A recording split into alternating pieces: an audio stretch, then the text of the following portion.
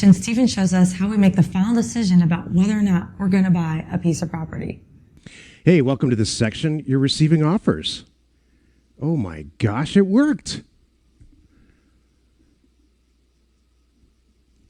Isn't this the greatest thing ever? Let's take a look. After you receive an offer, let's take a look at what you do.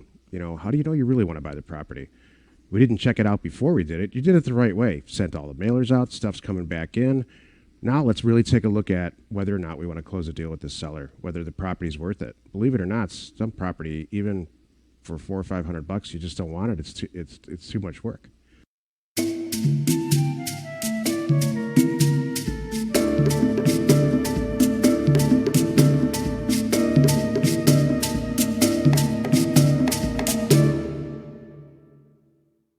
In this section, we're going to talk about exactly the four-step process, I guess, four or five-step process that I go through on every deal that comes in. So let's take a look. So you received the phone call from the seller, and he wants to complete the deal. Let's take a look at this process. So we want to check and verify ownership at the county. There's two ways. You look it up on the website, or you call the county. And I'm going to give you examples of both. This property, I'm going to take a second on file structure. And you need to take my word on this. Once a lot of deals come in and you've got files all over your computer, it's really easy to get disorganized quickly. So what I'm going to suggest is that you organize your file structure. See, there's 3 stages to every deal, and you know this by now. Acquisitions, engineering, getting the thing ready to sell, and sales, right? The files that you need for all 3 of those stages, they start like right now. Well, what I'm about to show you, need to start collecting data, because the maps that you're going to look at and the phone calls that you're going to make and all the research that you're going to do to see if you want to buy the property, it's the same stuff that you have to provide when you sell it. So you don't want to do it 2 or 3 times. You want to do it 1 time. So organize your file structure like this: by state, then by county, then by APN, assessor's parcel number, and then structure it like this. There's going to be, for every deal, there's going to be documents associated with it, graphics, maps, pictures, and if you do everything right, a video. All right. Make sure the person you're speaking with is the owner of the property or a legitimate rep. You're talking to the daughter of the deceased father, and it's in the father's name. You want to see what's going on. So ask some questions about who you're speaking with and what's going on, and they'll tell you the story. Is the owner available to sign? Oh, Sally, I know it's in your father's name, but is he available to sign? No, he passed away last year. Is it still in his name? Yes, it is, actually, but I have a will right here. There's a will, and he left me everything. Let me tell you something. That's a problem. And I don't want to turn this into a legal lesson. The person that owns the property that's on the property, the name on the property, the name on the deed, the deed right before the one you're going to generate to buy it, it's called the vesting deed, has to be the person who's signing the deed. This will business, and we don't get too much into it in this package. Let me put it this way. The first few deals that you do, don't horse around with this. Quite simply, make sure that the name on the deed, is the person that you're speaking with, not their representative or their attorney or power of attorney. There's a million things that can come up in this situation. And if you have a lot of questions about that, let us know. But, for example, let's say a guy calls you back, he's got 50, 40-acre properties, and he's ready to let them go for next to nothing, but it's in his deceased father's name, and he's the sole heir. I'm just making up a story. If that's the case, call us and we'll figure it out, because it's worth working on. Let me put it that way. But a lonely little 10-acre property in northern Nevada, the one that we're about to look at, and we've got to restructure their estate, we can do it. It's just not worth it. Is the owner available to sign? And then check for back taxes. How do we check for back taxes? Well, this is what we do. This property is in Pershing County. We go to Pershing County.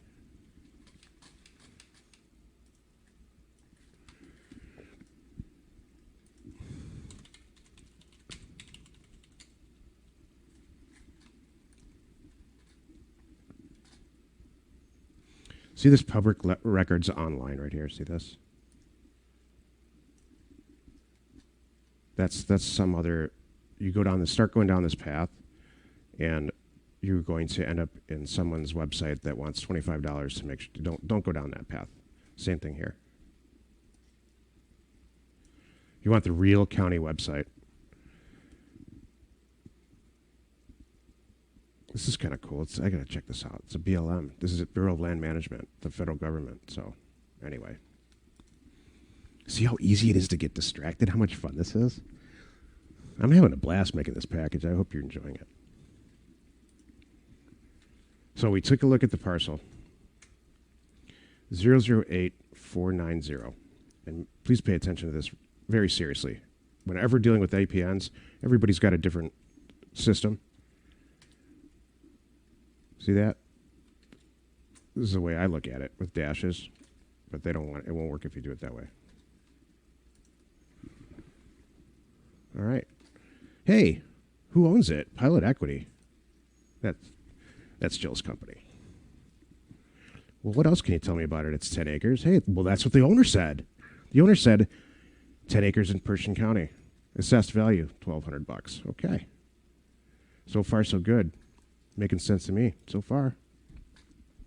Let's see what else other information I can get.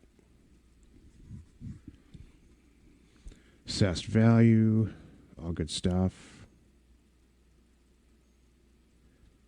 Hey, maybe since I'm here, I'll take a screenshot of this, right?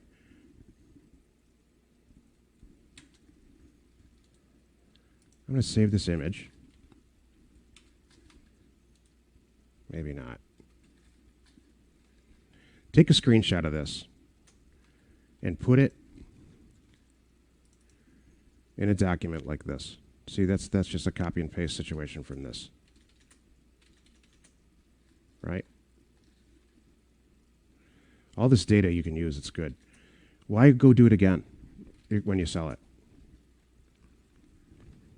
Recorder, ooh, this is good stuff. Sales data. Ownership history.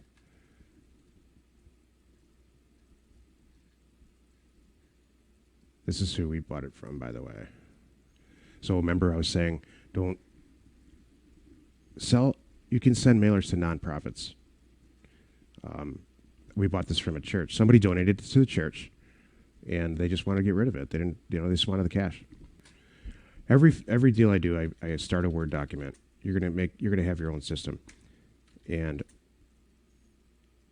while I'm doing this research and taking a look at it, I start copying and pasting everything, and I just make a general Word document. We're going to go into Google Earth, and you're going to see how I generated these images, and I'll show you.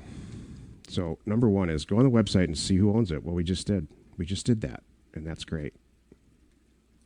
The second way we can do that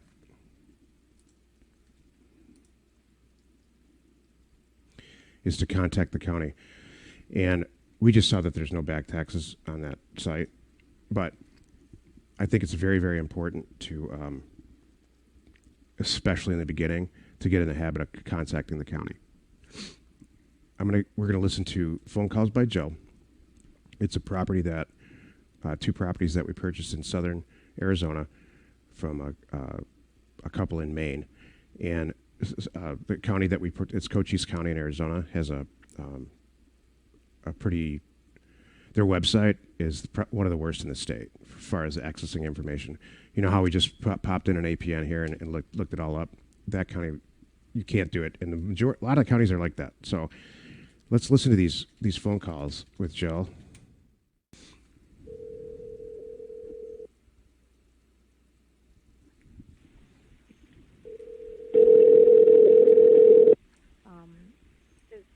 Morning, how are you? I'm sorry. Assessor's office. This is Pete. May I help you? Hi, good morning. How are you, Pete? I am doing fine. Who am I speaking with? Good. My name is Jill. Hi, Jill. She Hi. disarms I'm the whole situation. trying to verify ownership. There's a sweet older gentleman back in Maine that I'm going to buy a couple She's making it properties from him in Easy personal with Acres. this guy. And I'm trying to that's verify great. ownership She's before I capturing pull his the trigger, whole of course. And, attention. I'm not finding all the data, so I want to check with you. Can I give you the APN or what will work? Yes, the parcel number. Okay. One is, Okay. when you're ready. I'm ready. 101 34 107.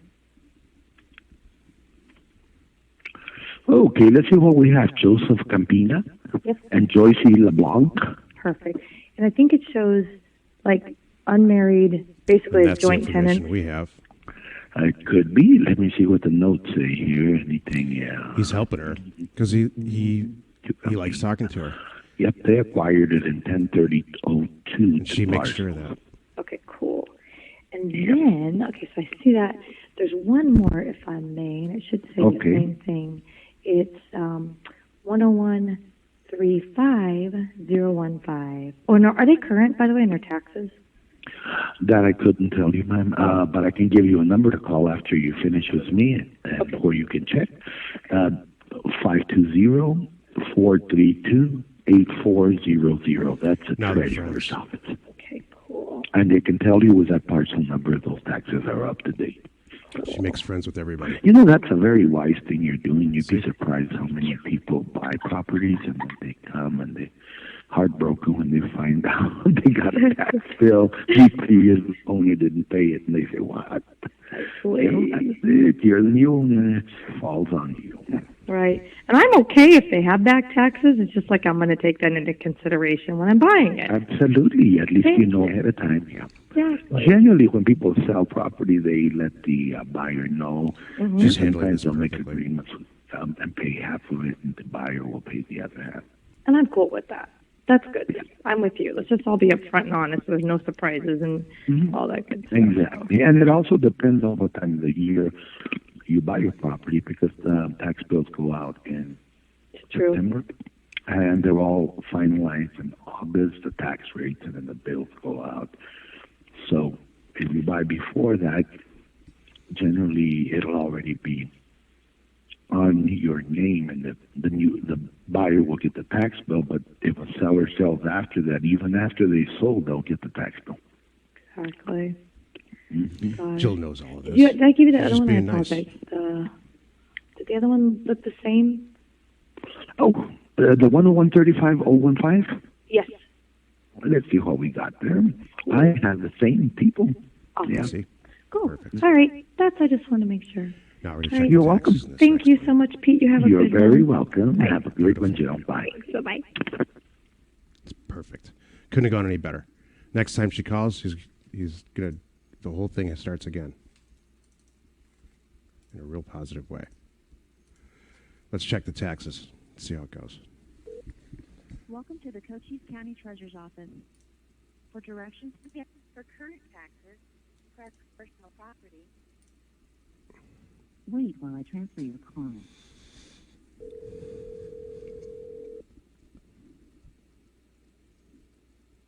Cochise County Treasurer, can I help you?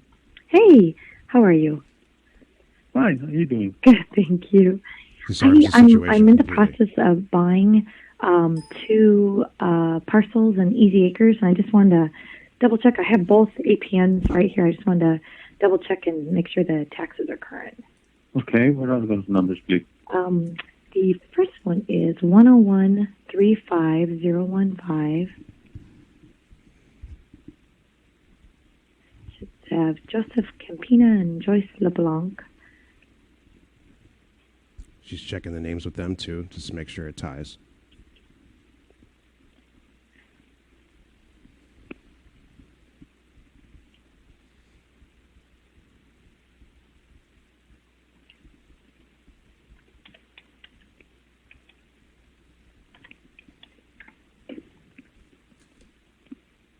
Okay. These are paid for 2014 Cool.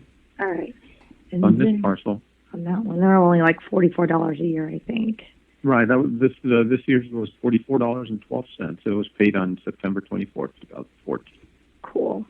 And then the other one is 101 34107, and I'm expecting that one to be the same.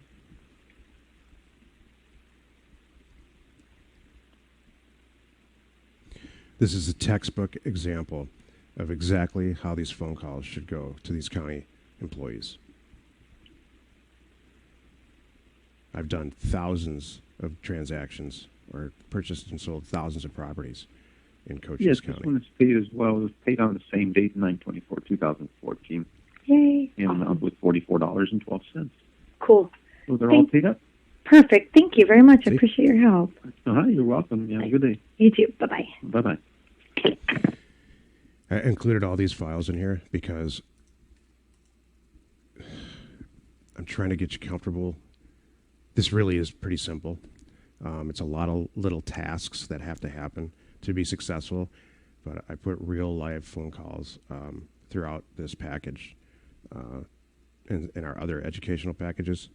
Almost they're all from Jill because she just does a perfect job at it. So it's simple. Just call the county and verify who owns it and verify the taxes.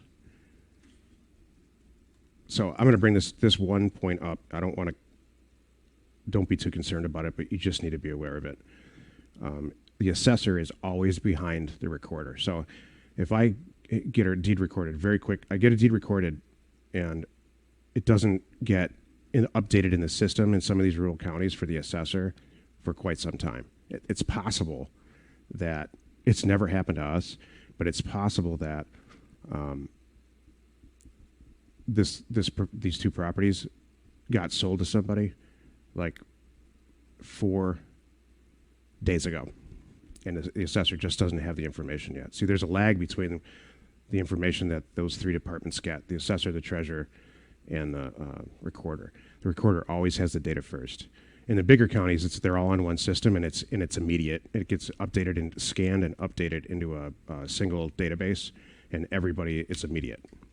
In the rural counties, it's not the case. So, it's never happened to us. Don't freak out about it. I just want to let you know how it works. All right, so that passes our test for ownership and taxes. So the second step here is we're going to find the property on the we're going to actually look at the property on Google Earth. Man, Google Earth makes this so easy now. Watch. Now, we don't know if Pershing County is updated for Google Earth Pro. I've said this probably 70 times by now. If you don't have Google Earth Pro, please go get it. They used to charge a lot for it, and we'd pay. It's all free now. I don't know who made that decision, but I love it. So let's just type in the APN and see what happens. The chances are we're not going to find it. There's another easy way to do it, too. It's not going to like the dashes at all.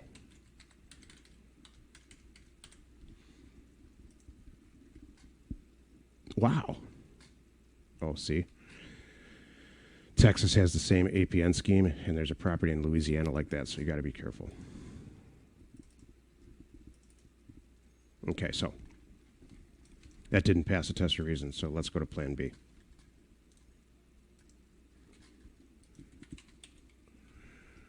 Earthpoint.us. We're going to search by description. Remember in the previous section we talked about range and township? Oh, I do remember that. I didn't pay attention to that though because it was pretty boring. And Steve had a different shirt on. This is how you do it. This is your legal description. It's 10 acres. It's section 23, township 32, range 35. It looks like this. You're going to come across this a bajillion times in your land career. State, Nevada.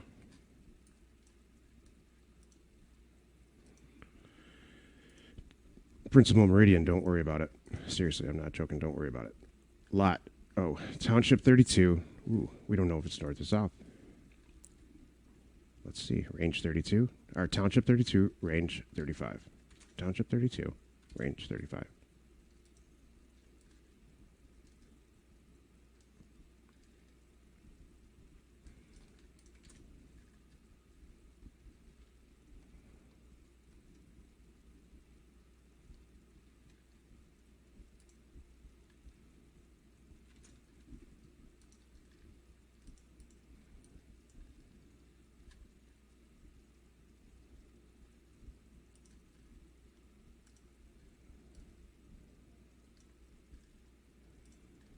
section 23.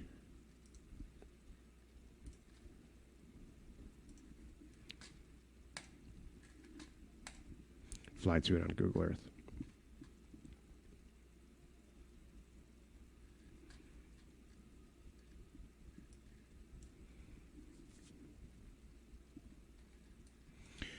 You can see I already have it highlighted because I did this one time already, and it stayed in the computer, and that's great. So let's say we do buy this property. In our case, we did. Wouldn't it be great to have this, just a picture of this, so that when you go through the engineering stage, which is getting all the maps together and all that, remember there's acquisitions, engineering, and sales. Why not just do it once? So let's take a screenshot of this, bang, and then paste it here. Right? Let's take a couple screenshots. More's always better. We're here anyway, right? Scroll in, bang, screenshot. Save it in this file, like this. Save as. Could I save them all? There's 1,000 ways to save files. I'm not going to get into that much detail. Let's scroll back out. Oh, it's by Mill City. That's good information. Bang, another screenshot. And let's go way out now and show everybody where it is compared, where it is in the country. Reno. And then now you can sort of see the country. This is a pretty darn this property's located really well. It's right on the interstate on 80. That's why we bought it. You know what else you can do that's really cool?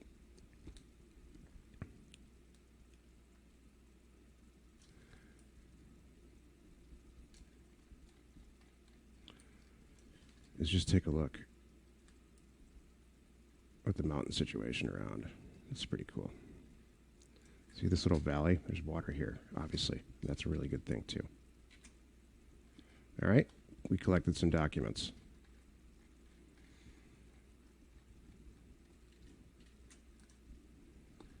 Google Earth Pro, we just did it. You can use County GIS, and we try to do it on this Elko County, remember, and the plugin didn't work and stuff. All kinds of stuff happens. So Google EarthPoint and Google Earth, man, that's the way to go. Plat maps. Plat maps are what were done long before computers, and they were with a pencil and a ruler. And let me show you what a plat map looks like if you don't know. It's completely unrelated property that we purchased in, I think, in somewhere in California. See that looking familiar now? Section. So this is the old school plat map. You can go in any county and there's on the wall they have them paper. They don't do them anymore. Nobody does plat maps anymore. It's all on a computer. Plat maps from the county or a title company. EarthLink we covered, and Google the town or the area to get some good pictures. That's great advice. Imlay. Property is close to Mill City. Okay. And Imlay. So if we go like this, you know what I'm going to do. I'm going to Google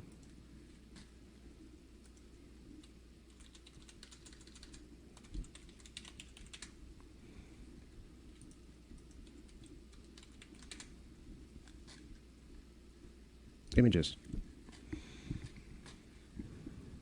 Cool. That's kind of what the terrain looks like. That's great. That's a great picture. Good. Getting a feel for the terrain. Great. Great picture. I'm going to cover how to choose pictures in a future chapter. But what I'm doing here is I'm checking out the pictures to see, if this is kind of the if I'm just checking out the pictures to see if it's nice. And you know what? This is the kind of property that people want to buy. The off-the-grid kind of end user that we have, that's what they want. Good. If the pictures are in public domain, you can use them. I'm going to leave that up to you about how to choose public domain pictures. You can't just use pictures and data as you find it on the internet and as you please, if you know what I mean. Man, I have a lot of stuff open. Now, the 4As. By now, you've heard me say this. I'm going to say it again because this is the formal spot where we discuss it, but I've said it all through podcasts and all through. I came up with this. It's not something I copied from somebody years ago. The 4As are access, acreage, attributes, and affordability. In an ideal, perfect situation, you have all four. Do I usually have all four? No, but you better have one that rocks, and hopefully it's my favorite's attribute. I'll give you an example. I sent a fax out. I told you earlier. I sent a fax out a lot of years ago. The first big deal I did, and I bought a bunch of properties. Right, I mean, you could walk to the Grand Canyon. It was like half a mile to the edge of the Grand Canyon, and you could drive right up to these properties. They're all 1.25 acres, subdivided a long time ago. What is an attribute? It's anything. In this case, the attributes for this property that I would put in the posting are Northern Nevada. Everybody in the planet knows about Nevada because of Las Vegas. Las Vegas is the largest tourist destination in the world, more than Paris, London, and Los Angeles, any of it. So when you post something on the internet, which the whole world sees, by the way, not just Americans, and it's a couple hundred miles from from Las Vegas. Ooh, it's more than that. Well, you can put Las Vegas in the posting, or even San Francisco. Everybody knows where San Francisco is. Watch this.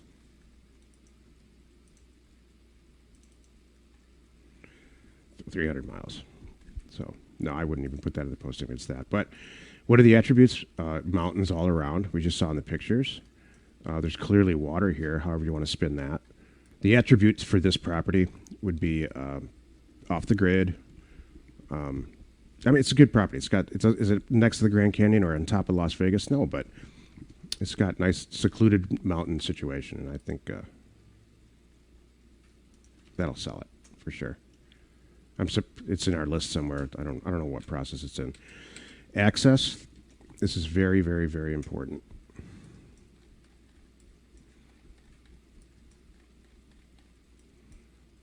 This property has great access right here. And there's a track going through it right here too. Sometimes they're washes and sometimes they're tracks. And that actually might be a wash, but this is a pretty big road. This is a drive right up to it property, put your RV on it, and live there. And it's going to sell. It might be sold already. It's going to sell quickly. I don't remember what we paid for it. It wasn't $100 an acre, I know that. So that's access, attributes, acreage. It's 10 acres. You can't argue with that. The more the better on acreage. And affordability. We'll probably end up selling this on terms, and we'll make it incredibly affordable. Sell a property like that for maybe $12,000, $99 down, $99 a month for a ton of years. We cover the math on this in a future section. It's staggering how much money. This is our bread and butter. I think we paid $1,000 for it, if my memory's right. If we paid $1,000, I negotiated the deal because Jill would never pay $1,000. She probably would pay $500 for it, maybe. I don't know. It doesn't matter. At $1,000, if you sell it for $12,000 on terms with an interest rate, 5%, it's staggering. It's your return on investment, which is how all investments are gauged. It's called ROI. It's in the thousands of percent. The regular ROI on a good investment is like 20% a year. This is thousands and thousands of percentage. So, and affordability. So we just covered it. All right. And then finally, let's look at some completed sales. This is really healthy to find out. Hey, sometimes there's properties you buy for $200 or $300 and you can't sell them. As crazy as that is, there's a few places in the country that are like that. Let's look at LandWatch. LandWatch is the go-to place, and they make it so easy to look it up. Please get a username here if you haven't gotten one already. Pershing.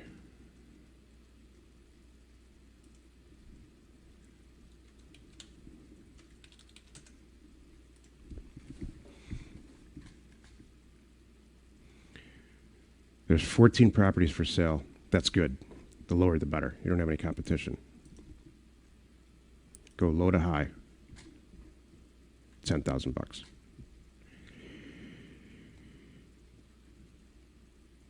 This is good stuff. That's that passed the test there too. I didn't do the acquisition on this. I didn't even review it. So I'm just using somebody else's data. Our rule is this, and you should write this down.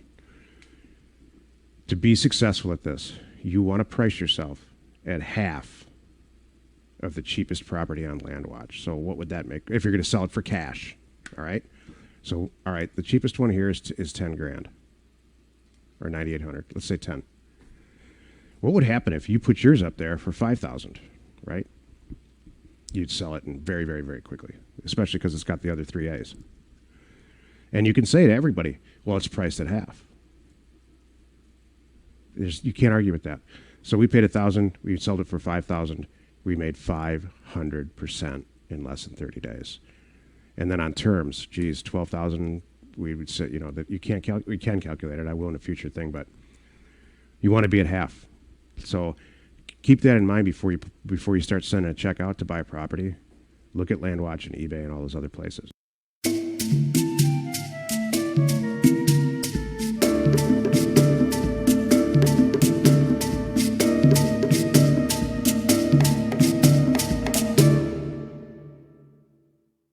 Talk to the locals. I love it. Jill does this all the time, especially earlier in your career. Call a surveyor. Like in Nevada, go, Pershing County surveyor.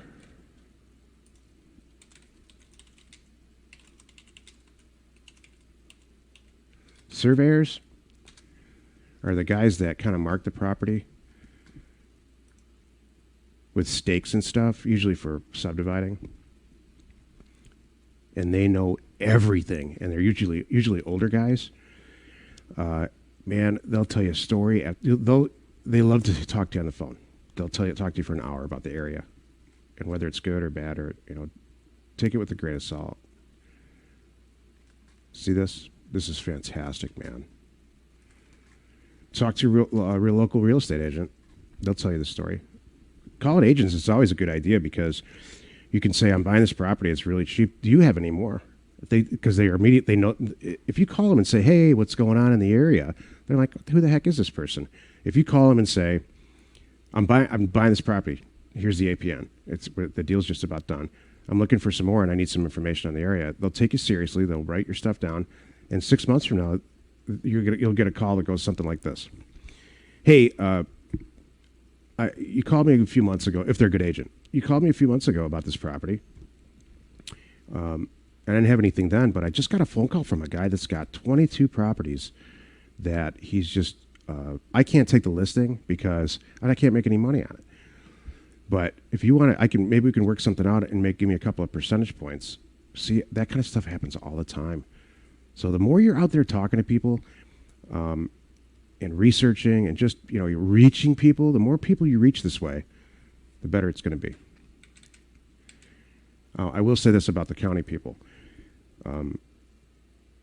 That's a different story. We just listened to some discussion with county people, and one guy with the treasurer there was, the assessor was a real super nice guy.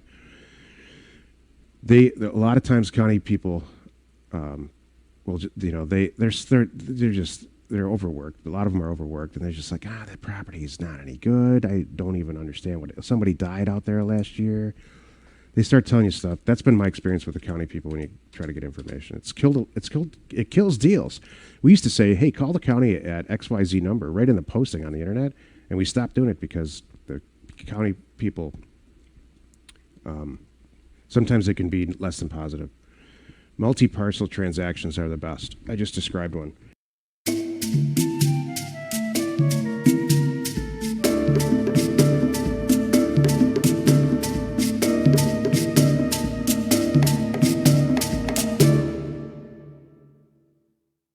You got got one buyer, one seller, and one deed, just like you do everything else, but you got 19 properties on there and 19 times more the profit margin. It takes the same energy to do a 19 unit deal in the same county as it does to do one. Always, always ask the buyer when you're researching this if they have any more. And to wrap up the chapter, should we go look at the property?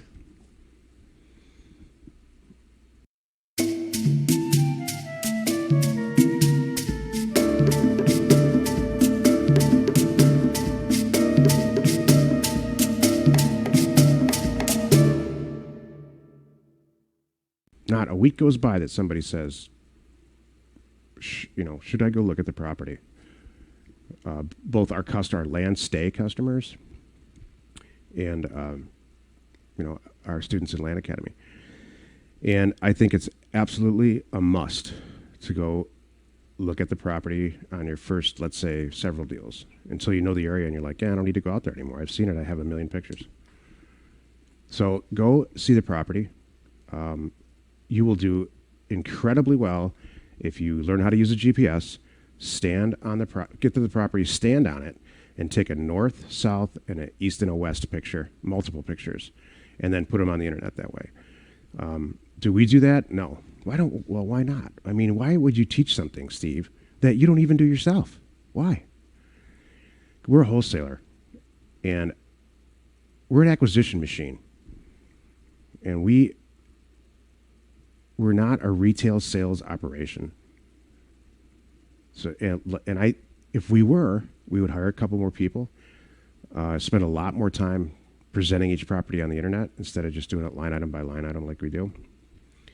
And would we make more money? I don't know. I love wholesaling property. There's the vast majority of the deals we give them GPS coordinates. Like, see this? See this GPS coordinate? That's all I have to give most of the guys that I do business with that Jill does now. We just give them the stuff, and they're like, "Oh my god," because they know how to do all this stuff. Yeah, I'll buy that. So, do I even go see the property? No. There's this company called We Go Look.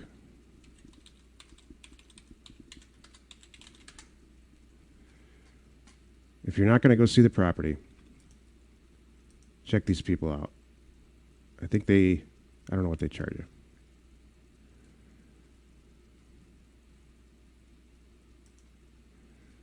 The whole premise of this company is that you buy something on the internet, anything, a car, I don't know, a baseball card, let's say on eBay or something. You hire these guys, spend $50 or $80. They go look at it, take a million pictures, maybe a video, and you know the deal's for real. You hate to send somebody a lot of money, like let's say for a baseball card, and find out it's not what you wanted or not what you expected, the quality and all that stuff. Same thing with a car. And they do real estate. So you can hire them if you don't want to go look at the property. The second thing that you do, and I've done this several times and it works great, is put a Craigslist posting out there and say, my property, I have a property, I need somebody for a photographer. I need somebody who's just, even with the camera on a phone, to go to XYZ GPS coordinates. You can get there. Here's the directions. Take 10 face north, take 10 pictures south, and only do it on a nice day. And you can do that for $25, and you'll get 10 people that'll call you back. And you only have to do it several times because if you're buying property in the same area, now you got a guy there. So, and on occasion, it's a really good idea to do that. Have a more personal relationship than this We Go Look thing, because occasionally there's going to be when you sell it. Let's say you get a bunch of property in one area, and your buyers are going to a lot of them are going to say, "Well, can you show me the property?" And our answer is no, we can't. We're not even in the same state. But if you have a lot of, you want to provide a service. So if your buyers want to go look at the property, you can call your guy and say, "Look, I'll give you $25 again if you could just meet these people out there and show them where it is and all that. Just tell them what's good about it." It's always good to have a local presence, and not a local presence, but local relationships where your land is, especially if you're working 1 or 2 counties. I think that wraps up Chapter 7.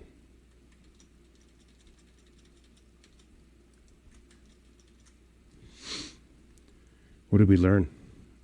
Check the property out. Ownership, Google Earth, test it for the 4As.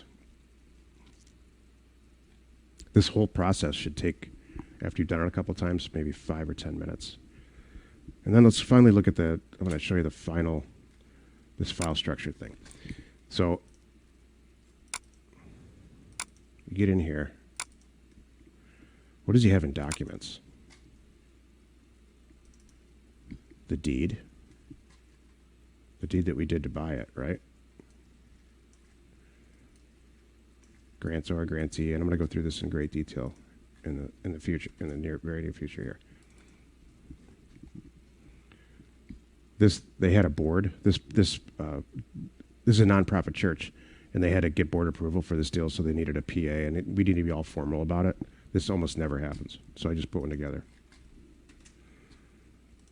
This is very important, and we'll get to it in a second in another chapter. This is the vesting deed. So this is a deed that put it into their name. When you have a vesting deed, which is the deed right before you, it makes doing a deed to generate the document yourself ridiculously easy. All you do is copy it. See what I did? I showed you right here. I copied and pasted the legal description. Look at that. That's totally fine.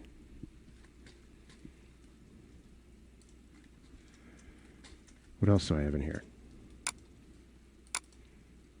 That's a graphic for probably, looks like YouTube.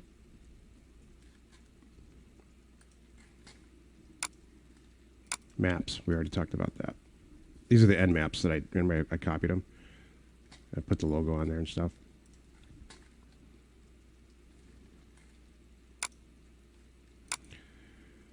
Pictures we'll get into in a future chapter here. I've had an engineer working for me since the early 2000s, and we have thousands and thousands and thousands of pictures all over the western part of the country that we have actually taken ourselves. I've included a ton of them in this package. I think actually all of them. And if you end up working the western part of the country, that's fine. You're welcome to use my pictures. It's part of the part of the ticket price. These are pictures that my engineer Ethan took. Pretty good stuff, actually. I'm going to give you all the hints and secrets about taking good pictures in a future deal. And then finally the video.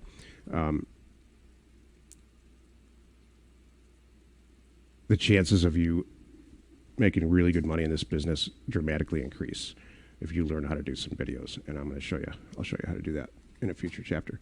Hey, that wraps up the stuff you need to know to see if you really want to do the deal.